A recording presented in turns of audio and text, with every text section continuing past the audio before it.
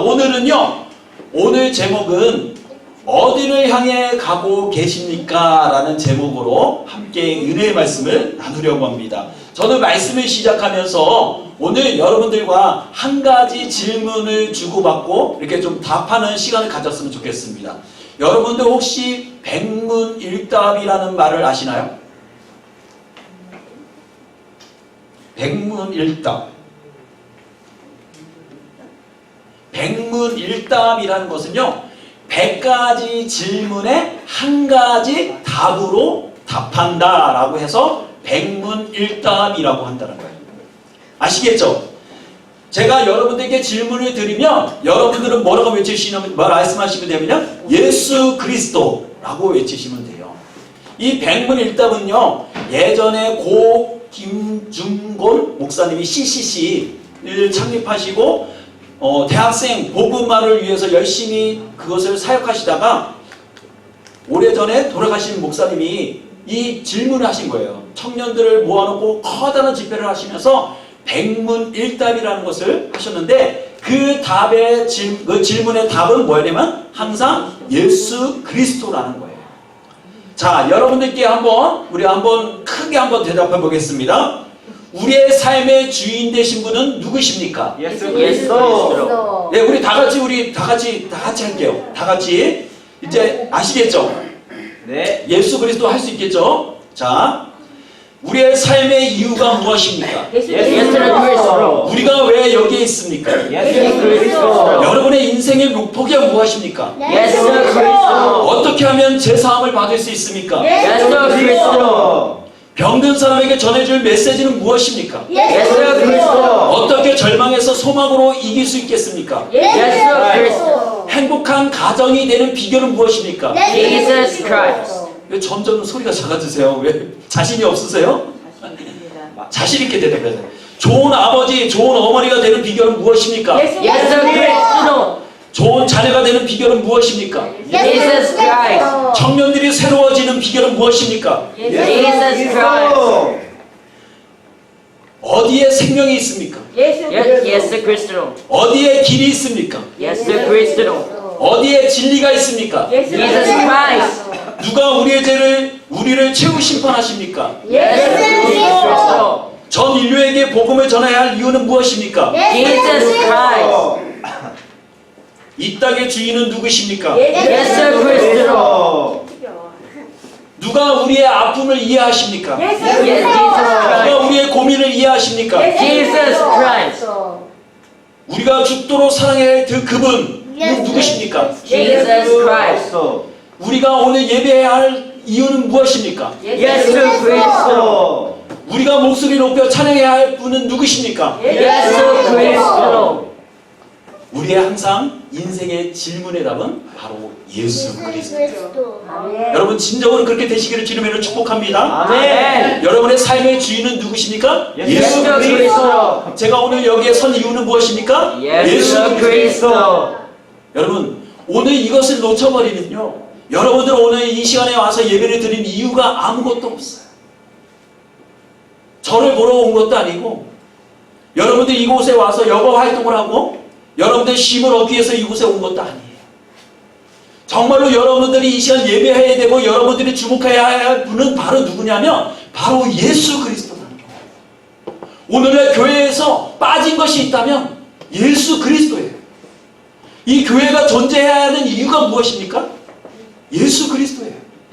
그런데 오늘날의 강대상에서, 오늘날의 목사님들의 설교에서 예수 그리스도가 사라져버렸어요. 오히려 세상의 복락을 누리고 어떻게 하면 세상에서 성공할 것인지, 어떻게 하면 자녀들이 복을 받을 것인지, 어떻게 하면 사업에서 성공할 수 있는지, 어떻게 하면 내가 편안하게 누워있을 수 있는지를 얘기해 주는 곳이 교회가 되고 말았다. 제가 일주일을 살면서 또 한 달을 살면서 잃어버렸던 것이 있었어요. 그것이 바로 뭐였냐면 예수 그리스도였어요. 그것이 없더라고요, 내 안에. 열심히 다른박질하면서 열심히 일을 하며 하루하루를 열심히 살았건데 그 끝에는 뭐예요? 가족이 기다리고 그 가운데 쉼을 얻었지만 여전히 나의 삶 가운데 예수 그리스도는 없었어요. 그런데도 나의 삶이 행복한 것처럼 느껴졌어. 그것이 다인 것처럼 느껴져요. 그래, 내가 오늘 최선을 다해서 살았구나. 아, 이게 행복이구나. 그런 착각에 빠지게 되더라고요. 근데 저는 사도행전의 말씀을 읽으면서 아, 나의 삶의 목표는 예수 그리스도구나 라는 것을 알게 됐어. 진짜 우리가 붙잡아야 할 예수 그리스도를 우리가 찾지 못하고 있었구나. 오늘날 내가 정말 여러분들에게 설교해야 할 예수 그리스도를 여러분들에게 증거하지 못한 것 같아요. 자꾸 엉뚱한 것을 보게 하고 엉뚱한 것들을 바라보게 하고 엉뚱한 것을 소원하게 하고. 여러분, 우리가 기도해야 하는 이유도, 예배해야 하는 이유도, 내일을 살아가야 하는 이유도, 오늘 우리가 모여서 예배하는 이유도 예수 그리스도예요. 아멘. 여러분,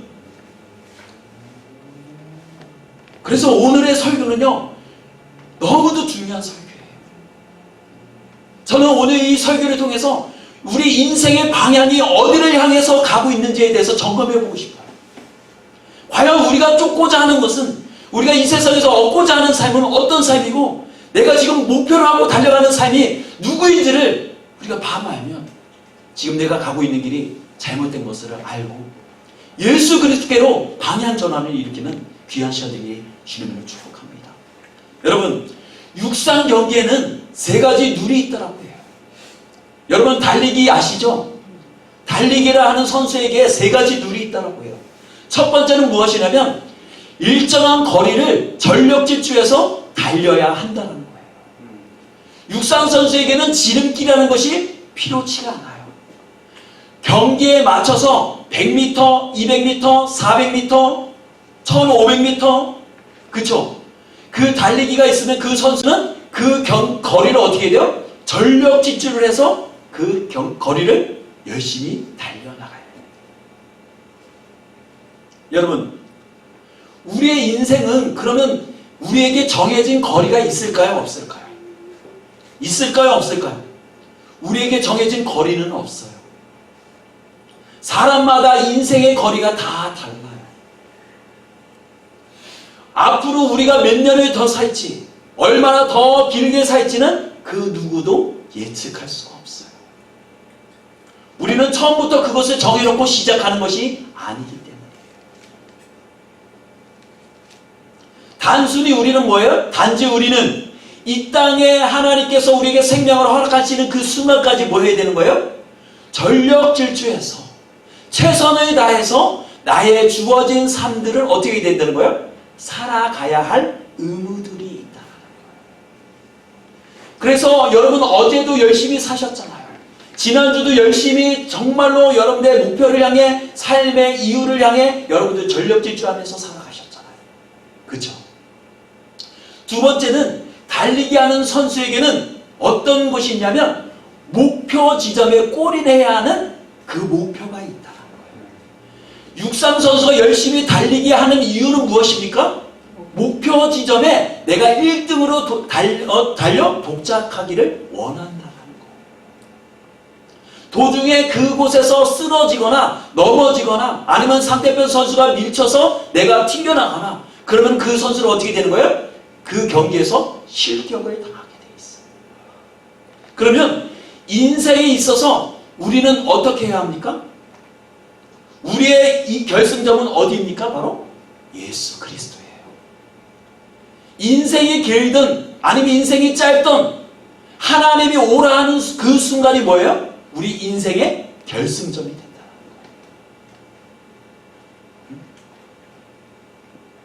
세 번째는 육상 선수에게 필요한 것은 무엇이냐면 속도예요. 그쵸? 전력 질주를 해서 내가 그동안 갈고 닦은 그 실력을 뽑으면서 그 거리를 어떻게 돼요? 속도를 높여서 다른 선수보다도 앞서 나가야 된다는 거예요. 얼마나 빨리, 얼마나 더 먼저 도착하느냐에 따라서 메달의 색깔이 달라질 수가 있어요. 그러나 여러분, 인생에 있어서 속도는 중요하지가 않아요. 현대는 우리에게 뭐를 요구해요? 속도를 요구해요. 한국 문화 중에 외국인들이 기억하는 것이 있다면 빨리빨리라는 문화예요. 그래서 정말로 우리나라가 그렇게 급속하게 성장했는지도 몰라요. 그래서 모든 삶에 뭐예요? 내 친구와도 뭐예요? 경쟁을 해요. 내가 우선시 돼야 돼요. 공부를 하더라도 내가 탑이 돼야 돼요. 항상 우리 한국 사람들에게 뭐가 있어요? 내가 최고가 되어야 한다는 그런 의식들이 있다. 그것으로 인해서 경험해본 우리 어른들이나 또 그 한국에서 자라는 그 아이들에게 뭐가 있어요? 피해의식이 있어요. 항상 남과 뭐가 돼요? 비교가 되는 그런 문화 가운데 자라나게 됩니다. 제가 초등학교 때 성적을 나누는데 어떻게 해요? 수미, 양가 이렇게 나누잖아요. 그렇죠? 제 성적표에도 수미를 찾아볼 수가 없었어요. 가가가가가 양. 항상 제 마음 가운데 뭐가 있냐면 나는 쟤보다 뭔가 못해. 이게 항상 이게 비교 의식, 베스트 프렌드이지만 뭐예요? 비교 의식이 내 마음 가운데 자리 잡고 있어. 우리 아이들은, 우리 자라나는 세대들은 그런 비교 의식 가운데 피해 의식을 가지고서 자라나지 않았으면 좋겠어. 여러분들은 여러분들 자체로 어떤 거예요? 빛이 나는 인재예요. 여러분들은 여러분들 나름대로 고귀한 존재. 아멘. 여러분, 우리에게 있어서 가장 중요한 것은요, 속도가 아니에요. 속도가. 더 빨리, 더 먼저, 더 높은 곳에 올라가는 것이 중요한 것이 아니라 인생에 있어서 가장 중요한 것은 뭐예요? 방향이에요. 방향을 잘못 설정해 놓으면 아무리 속도를 높여서 간다 할지라도 어떻게 되는 거예요? 목표 지점에 도달할 수가 없어요. 제가 요즘 일을 하다 보니까 하이웨이를 타는 경우가 있어요. 종종 사장님하고 운전을 하면서. 근데 트레일러를 타니까 이 차가 아무리 밟아도 속도가 그렇게 나지는 않잖아요. 근데 달리고 있는데 하이웨이에서 보면은 이 차들이 슝 하고 지나가는 차들이 있어요. 그러니까 뒤에 따라오면서 너무 답답하다는 거예요. 자기는. 그러면서 고성능의 차로 확 받으면서 페달을 밟아서 앞으로 훅 나가더라고요. 여러분, 속도도 중요하지만요, 우리가 무엇을 향해 어떤 방향으로 나아가고 있는지를 살펴보는 것 또한 중요해요. 그것이 잘못 설정되면 아무리 빠른 속도로 나간다 할지라도 결과를 얻을 수가 없다는 거예요. 여러분, 인생에 있어서도 마찬가지예요. 방향이 중요하다는 거예요. 육상 경기에서 아무리 빨리 달린다 할지라도 방향이 제대로 설정되지 않으면 어떻게 되는 거예요? 결승점에 도달하지 못해요. 무엇보다도 중요한 것은 뭐예요? 내가 지금 옳은 방향으로 가고 있느냐라는 것을 점검해 볼 필요가 있다는 거예요. 저는 종종 사람들이 많은 거리에 서서 가만히 생각을 해볼 때가 있습니다. 어떤 생각을 하냐면 지금 이 사람들이 가고 있는 방향과 내가 가고 있는 방향은 지금 맞는 건가?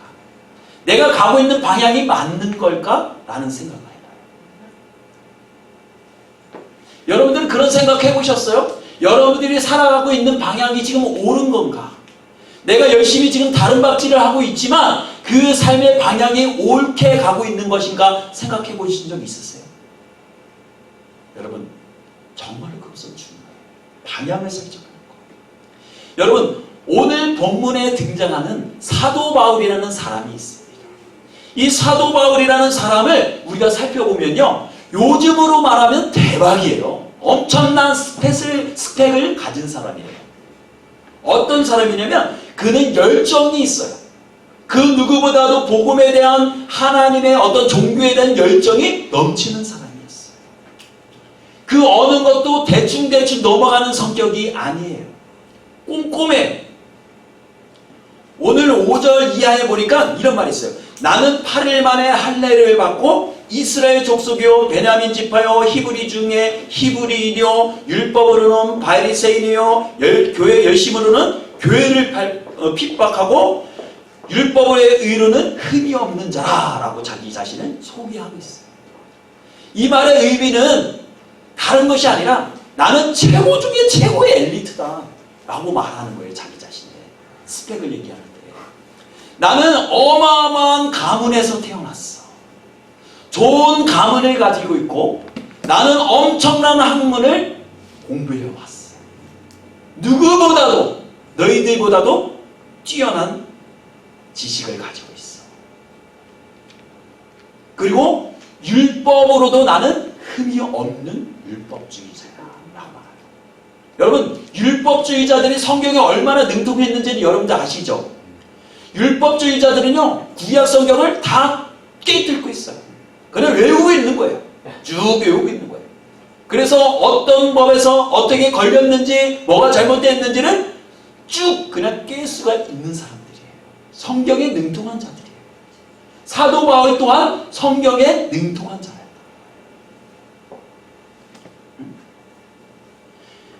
사도 바울은 율법에 의해서도 조금도 흠이 없는 자다라고 말합니다. 자기 자신. 여러분 우리가 율법을 들이댄다고 한다면 우리 자신을 지금 되돌아보고 우리 자신을 잣대로 들이댄다면 우리는 어떻게 하겠어요? 다 낙제자예요. 낙제자. 지난주 우리가 겪었던 삶 가운데 얼마나 많은 잘못을 했겠어요. 기도하지 않고 예배하지 않고 쉬지 않고 여러 가지 내 마음대로 내 생각대로 살아갔던 그 모든 것들이요 율법에 다 걸려요. 그런데 사도 바울은 나는 그 율법에도 나는 깨끗한 사람이야 라고 자신 있게 말한다. 또 그는 어떤 사람이냐면 열심으로는 교회를 핍박했다라고 해요. 열심히 내가 예수 그리스도를 믿는 예수 그리스도를 주로 고백하는 사람들을 잡아서 열심히 핍박했던 사람이다라고 자기 자신을 고백해요. 그 열정이 어느 정도였냐면 다메섹에 가서 다른 동네에 가서도 예수 믿는 자들을 잡아 죽일 생각을 가지고 그곳으로 달려갔던 사람이 바로 누구예요? 사도 바울이에요. 여러분 어느 정도 열심히 있어야지 정말로 예수 그리스도를 믿는 자들을 증오하고 그들을 잡아 죽일 생각을 할까요? 엄청난 열심과 특심이 있어야지. 그러던 어느 날 그에게 자기 인생의 방향이 잘못되었다는 것을 그가 다메섹 도상에서 깨닫게 됩니다. 열심히 뛰어가던 나의 삶 가운데 어느 날 갑자기 문득 서서 생각을 해보니까 내가 살아온 방향이 잘못되었다는 것을 사도 바울이 깨달았다는 거예요. 여러분 예전에 프레스트 검프라는 그 영화가 있었잖아요. 그 사람이 육상을 하는데 어느 날 무작정 달리기 시작하는 거예요. 사람들이 우르르 쫓아다니면서 왜 이 사람이 열심히 달리는지 이유를 묻기 위해서 기자들도 모여들고 모든 사람들이 그 뒤를 따라서 따르는데 그 사람이 갔다가 갑자기 길에서 멈춰요.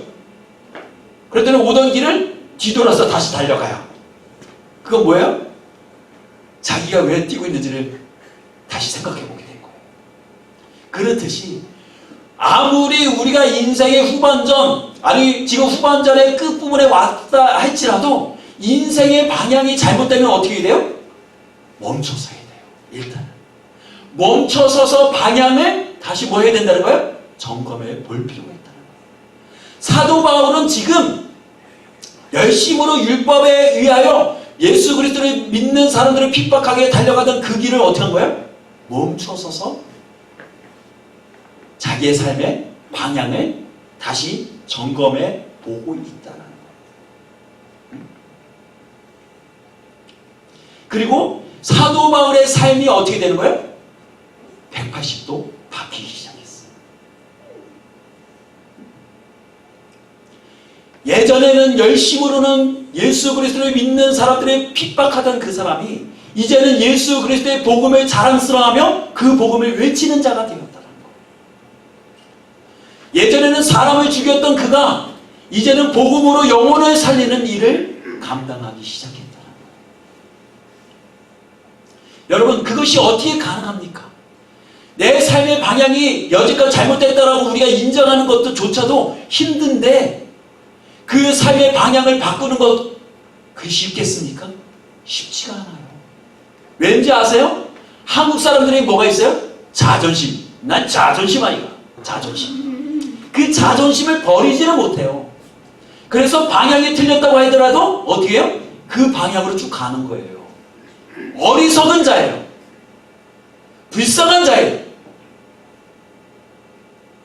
오늘 우리에게 정말로 필요한 용기는 뭔지 아세요? 내가 지금 가고 있는 방향이 잘못됐다고 하면 그 방향을 어떻게 해야 돼요?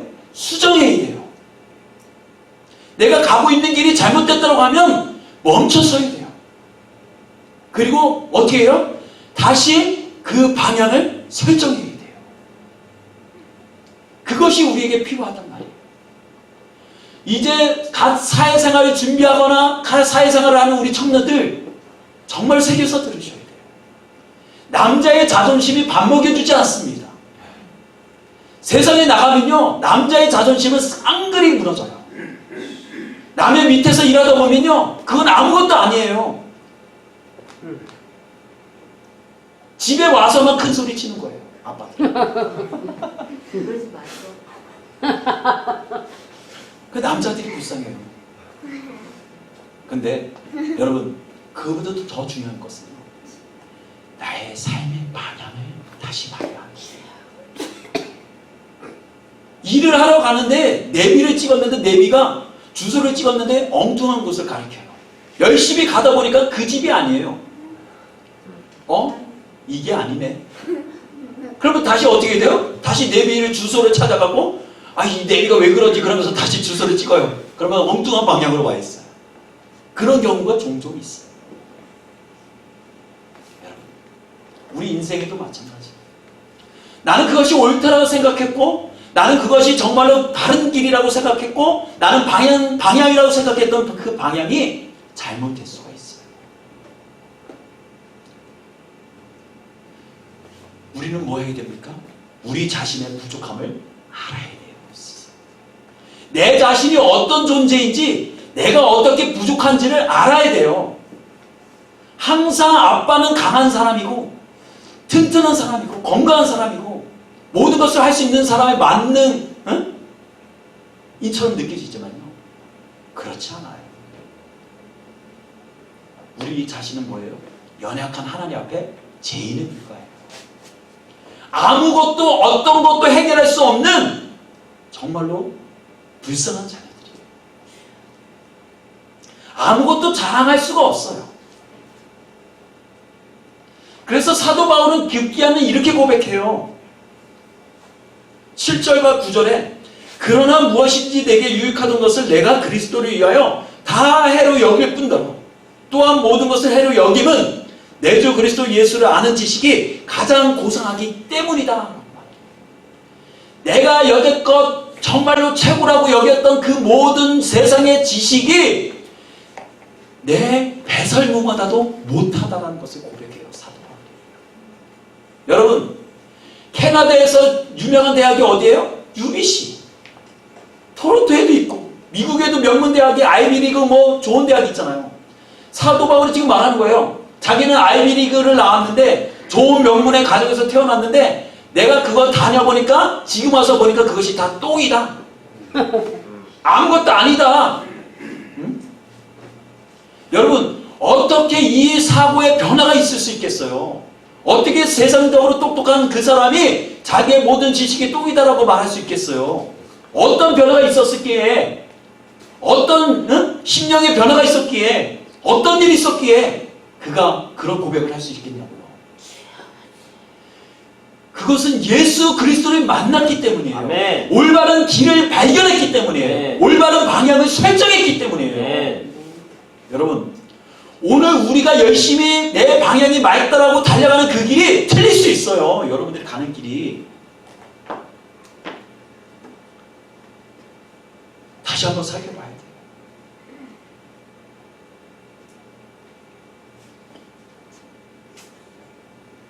두 번째로 인생에 있어서 가장 중요한 것은요 계속성이에요. 계속 ing 진행형이 해야 된다.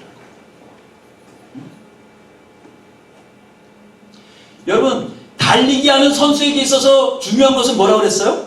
속도도 중요하지만 뭐 해야 돼요? 한참을 달리다가 숨이 여먹가면 올라쳐요. 포기해버려야지. 그러면 그 선수는 뭐예요? 아무것도 얻을 수가 없어요. 메달도 얻을 수가 없어요. 등수에도 들 수가 없어요. 열심히 산을 등산하는 사람이 어디까지 가야 되는 거예요? 정상에 올라가야죠. 중간에 가다가 힘드니까 그래 여기가 정상이다 생각하고 거기서 주중에 내려와 버리면 그 사람은 그 산에 간 거예요? 안 간 거예요? 안 간 거예요. 마찬가지로요. 우리의 인생의 중요한 것은요. 계속성으로 가야 된다. ING로 가야 한다.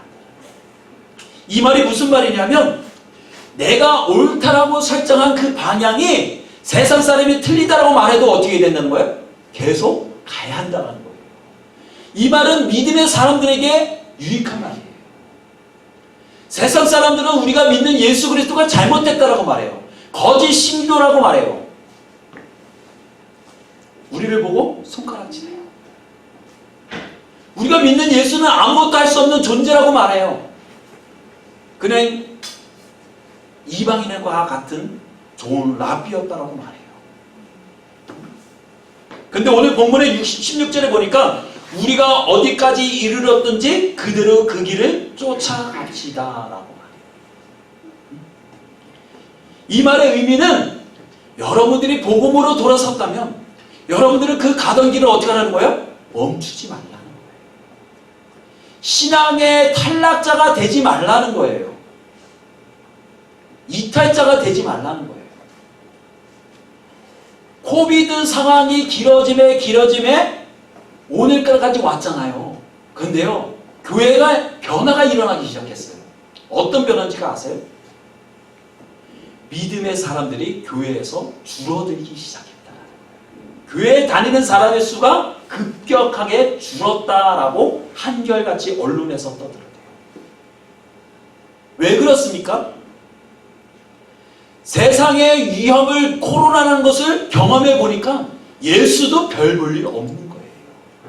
그들이 생각할 때.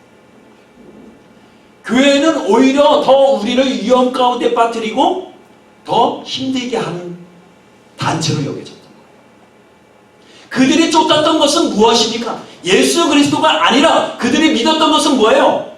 자기의 신념이에요. 그냥 목사님의 입에서 나오는 좋은 말, 위로의 말, 그냥 어떤 예배 끝나고 침묵을 담화하는 그런 모임을 통해서 그것이 좋았던 거예요. 여러분, 우리의 삶의 방향이 설정이 잘못되면 이런 일은 언제든지 일어날 수 있어요.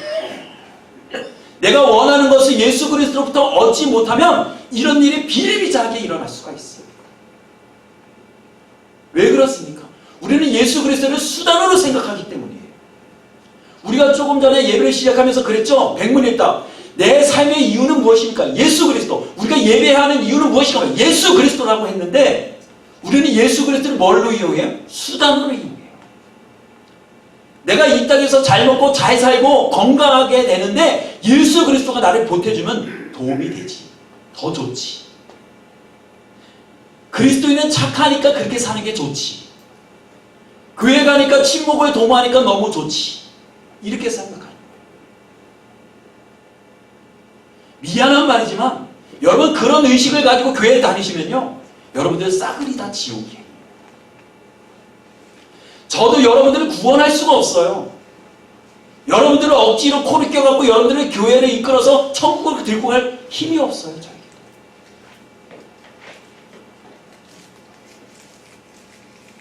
여러분 스스로가 여러분들이 내 삶의 방향, 내가 예배하는 이유, 내가 오늘 예배하는 이유가 무엇인지를 스스로 점검해 보시고 그것이 아니라면 여러분 방향 정립을 하세요. 정말로 심각하게 여러분들에게 말씀드립니다. 이 가스백 교회가 존재하는 이유도 마찬가지예요. 여러분 이 가스백 교회는 교회가 아니에요. 뭐예요? 예배당이에요. 진짜 교회는 누구입니까? 여러분 한 분 한 분이에요. 근데 저는 어떤 생각이 들었냐면 지난주, 지지난주 생각에 이제 더 이상 교회가 존재하지 않는다라는 생각이 들었어요. 교회가 존재하지 않는구나. 여러분, 이 말의 의미가 무엇입니까? 더 이상 교회가 이 땅에 없다라는 생각이 들어요. 그건 뭐예요? 믿음의 성도가 이제는 성도로서의 삶을 포기해버렸어요. 믿음의 거룩한 성도라고 불려지는 사람들이 삶 가운데서 그 모든 것을 다 버렸다니까요. 제가 가드너의 일을 하면서요, 여러 군데의 사람들이 만나고 여러 집들을 돌아다녀요. 근데요, 집사님, 성도님, 권사님, 장로님 그렇게 불리는 분들이요, 돈 앞에서 다 주저없이 다 무너져요. 세상 사람보다도 더 못해. 일한 만큼의 대가를 주지 않으려고 해요. 물론 저는 그 앞에서 목사라는 타이틀을 밝히지는 않았지만 정말 그런 모습을 볼 때마다 교회가 회개해야 되는구나. 우리가 뭔가를 잘못 가르치고 있구나. 뭔가 설교 강대상에서 뭔가 잘못 선포되어지고 있구나. 삶에서 열매로 나타나지가 않아요. 교회가 거리에서 보이지가 않아요. 다 자신을 숨겨버려요. 심지어는 뜨거운 더운 땡볕 아래 집주인은 안에 있는데요. 안에 있는 걸 아는데도 물 한 컵도 내주지 않아요. 물론 그것을 기대하는 건 아닙니다.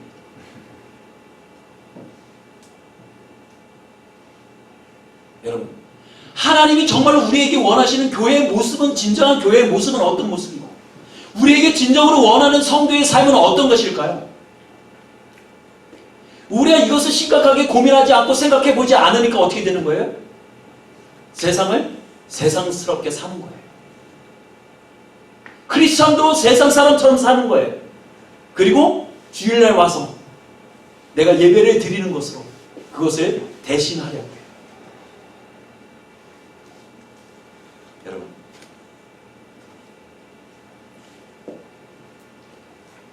우리의 삶 가운데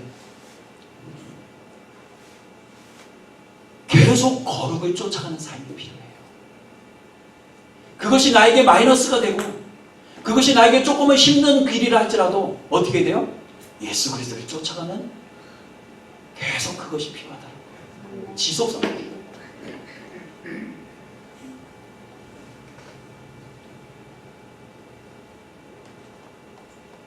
여러분, 이제 2020년에 우리가 절반을 우리가 달려왔어요.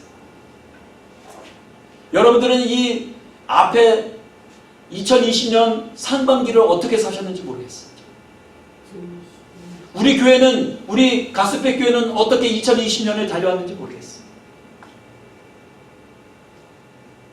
정말로 2020년 후반기에 우리에게 필요한 것은요, 정말로 우리의 방향은 지금 바르게 설정되어지는지 점검해 볼 필요가 있어요.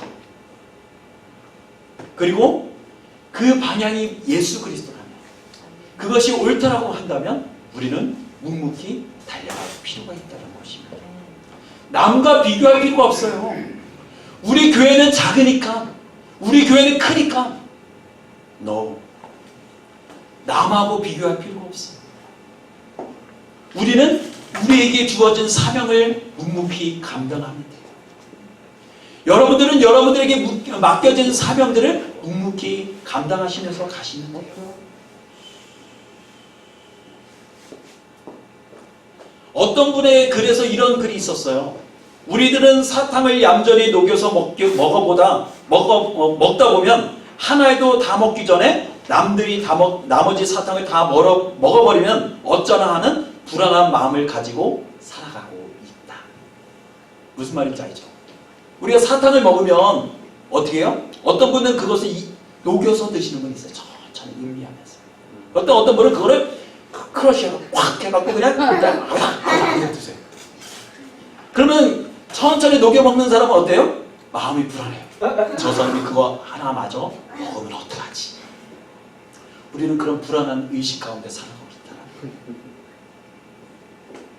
그래서 우리는 세상에서 어떻게 해요? 남들이 나보다 더 앞살까봐 이런 편법을 동원해요. 불법을 이용해요. 그렇죠? 여러분, 들에 피는 국화를 생각해 보십시오. 국화는요, 그 꽃이 너무도 화려해요. 아름다워요. 근데 그 꽃이 언제 피는지 아세요? 언제 피나요? 초가을에. 봄에 모든 꽃들이 절정을 이뤄서 아름답게 피어갈 때 국화는 어떻게 해요? 그제서야 봉오리를 맺어요. 모든 꽃들이 아름다움을 뽐낼 때 국화는 피질 않아요. 모든 꽃들이 이제 시들시들해지고 잎사귀가 지기 시작할 때 국화는 서서히 그 입을 벌려서 그 아름다움을 자랑합니다. 여러분, 우리도 이런 모습이 돼야 돼요. 세상 사람들은 세상적인 방법으로 동원해서 아름답게 자기 자신을 뽐내고 성공한다라고 자랑하지만 우리는 예수 그리스도로 인해서 조금은 늦을지라도 천천히 우리 아름다움을 뽐내야 됩니다. 여러분, 그러기 위해서는 우리 자신을 어떻게 해야 됩니까? 우리 자신이 주님 앞에 겸손해야 돼요. 정말로 주님 앞에 겸손해야 돼요. 모든 것을 버리고 예수 그리스도로 채워야 해요.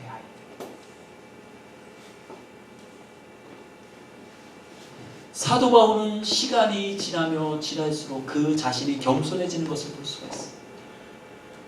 사도 바울이 자기 자신을 어떻게 소개해요? 나는 사도들 중에 가장 작은 자다. 근데 나중에 보니까 또 이렇게 고백해요. 모든 성도들 중에 가장 작다. 근데 그게 끝난 게 아니에요. 사도 바울이 또 자기 자신을 말할 때 이렇게 말해요. 나는 죄인 중에 괴수니라. 자기 자신을 보니까 나는 사도보다도 성도들보다도 아니 죄인들보다도 더 못한 죄인 중에 죄수였구나. 자기 자신을 발견합니다. 여러분, 하나님 앞에 우리가 겸손합시다. 아멘. 우리가 가진 것이 있으면 얼마나 많이 있겠어요.